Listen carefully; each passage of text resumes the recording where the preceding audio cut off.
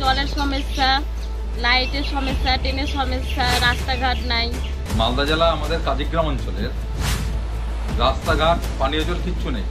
ওখানকার সাধারণ মানুষ বারে বারে পঞ্চায়েতকে, জেলা পরিষদকে বলছে, কিন্তু তারপরেও বাধ্য হয়ে এরা হাইকোর্টে যায়। হাইকোর্ট থেকে এখন অর্ডার দিয়েছে রাস্তাঘাটের জন্য। এটা আপনারা খুশি? হ্যাঁ। ওখানকার কাজটা নিশ্চয়ই গ্রাম পঞ্চায়েতের করা উচিত, না হলে পঞ্চায়েত সমিতির করা উচিত, না হলে জেলা পরিষদের করা উচিত।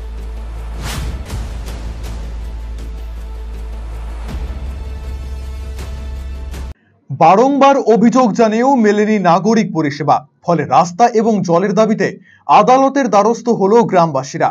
ঘটনাটি ঘটেছে মালদার ইংরেজ বাজার ব্লকের কাজিগ্রাম পঞ্চায়েত এলাকায়। এই পঞ্চায়েতের বাগবাড়ি 52 বিঘা এলাকায় দীর্ঘদিন ধরেই রাস্তা, জল সহ একাধিক সমস্যা রয়েছে। গ্রামবাসীরা স্থানীয় পঞ্চায়েত, বিডিও অফিস এবং জেলা শাসকের দফতরে আবেদন জানালে প্রতিশ্রুতি ছাড়া আর কিছুই পাননি। তাদের সঙ্গে বিমাতৃসুলভ আচরণের অভিযোগ তুলে রাস্তা, পানীয় জলের দাবিতে শেষমেশ রাজ্য সরকারের বিরুদ্ধে কলকাতা হাইকোর্টে জনস্বার্থে মামলা করে গ্রামবাসীরা।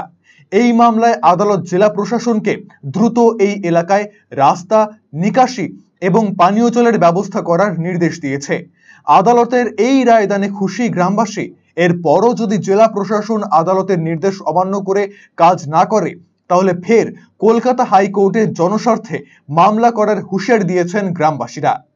আমাদের এখানে জলের সমস্যা, লাইটের সমস্যা, ট্রেনের সমস্যা, রাস্তাঘাট নাই, মানুষ যাওয়া আসা করতে পারছে না। আমাদের ছেলে মেয়ে প্রাইভেট স্কুল যাচ্ছে, রাত হয়ে যাচ্ছে, লাইট নাই, আসতে পারছে না, জল ফেলার জায়গা নাই, ড্রেন নাই। জানিয়েছিলেন? কাউকে জানিয়েছিলেন? হ্যাঁ, জানিয়েছি তো, ভিডিওতে জানিয়েছি, প্রধানকে জানিয়েছি, মেম্বারকে জানিয়েছি, সবাইকে জানানো হয়েছে। ডিএমকে জানিয়েছেন? ডিএমকে জানিয়েছি। তারপরে কি বললেন? তারপরে হাইকোর্টে গেলাম, হাইকোর্ট থেকে এখন অর্ডার দিয়েছে রাস্তাঘাটের জন্য। এটা আপনারা খুশি? হ্যাঁ। হাইকোর্টের দ্বারস্থ হয়েছিলাম, কারণ দীর্ঘদিন আমরা আন্দোলন করেছিলাম আমাদের রাস্তার, লাইট, ড্রেনের জন্য। কিন্তু আমাদের প্রশাসন এবং কি আমাদের লোকাল যে পার্টি আছে, তারা যারা জিতেছে, তারা আমাদের রাস্তার কাজ করবে না, রাস্তা, লাইট, ড্রেনের কাজ করবে না। সেই জন্য আমরা আদালতের দ্বারস্থ হই। চিফ জাস্টিস কলকাতা হাইকোর্টের দুদিন আগে একটা অর্ডার পাস করেছে।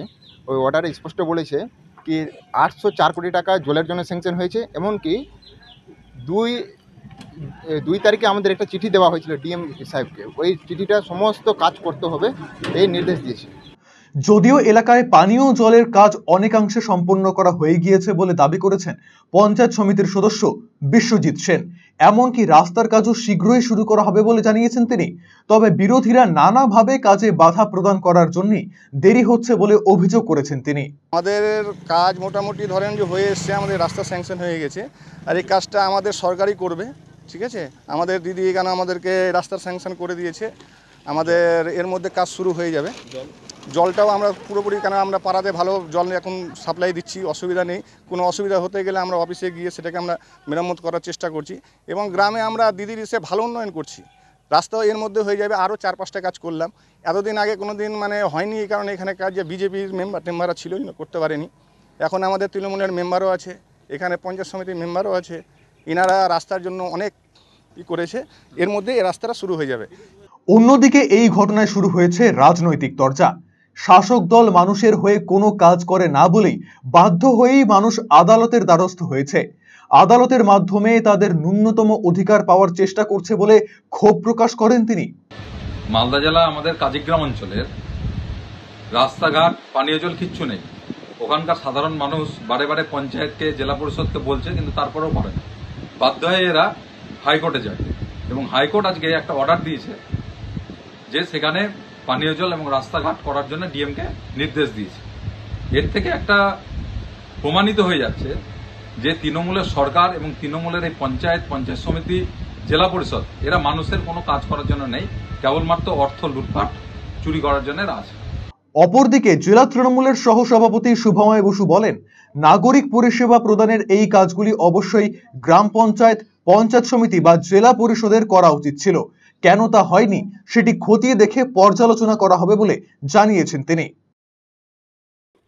ওখানকার কাজটা নিশ্চয়ই গ্রাম পঞ্চায়েতের করা উচিত, না হলে পঞ্চায়েত সমিতির করা উচিত, না হলে জেলা পরিষদের করা উচিত। যদি সেটা রাজ্য সড়ক হয় পিডাব্লিউডির করা উচিত, জাতীয় সড়ক হলে এনএইচের করা উচিত। দায়িত্ব নির্দিষ্ট করা আছে। স্বাভাবিকভাবে মানুষ বিরক্ত হয়ে আদালতের পথে যাচ্ছে, এটাও আমরা দল থেকে খাতিয়ে দেখব কেন মানুষ আদালতের পথে যাচ্ছে। আর লোকাল পঞ্চায়েতকে এবং সেখানকার মেম্বারদের, প্রধানদের শীঘ্রই ডেকে এই বিষয় নিয়ে আলোচনায় বসবো। আরসিটিভি সংবাদ, মালদা। আপনার শিশু কি অটিজমে আক্রান্ত? বয়স উপযোগী কথা বলছে না, ঘাড় শক্ত হতে, বসতে বা হাঁটতে সমস্যা হচ্ছে, অধিক মাত্রায় চঞ্চল এবং মনোযোগের অভাব হচ্ছে, ডাউন সিনড্রোম রয়েছে, বন্ধু বান্ধবের সাথে মেলামেশা করতে সমস্যা হচ্ছে, লেখাপড়ায় অনীহা দেখতে পাচ্ছেন? এই সমস্ত সমস্যার homeopathy, physiotherapy, occupational therapy, special education, behaviour therapy, speech therapy, counselling এবং গ্রুপ ক্লাসের মাধ্যমে সমাধান করা হয় সেবানিকেতনে। সেবানিকেতনের ঠিকানা উকিলপাড়া, রামকৃষ্ণ সরণি, রায়গঞ্জ। Mobile number 7001564854, 9932716619।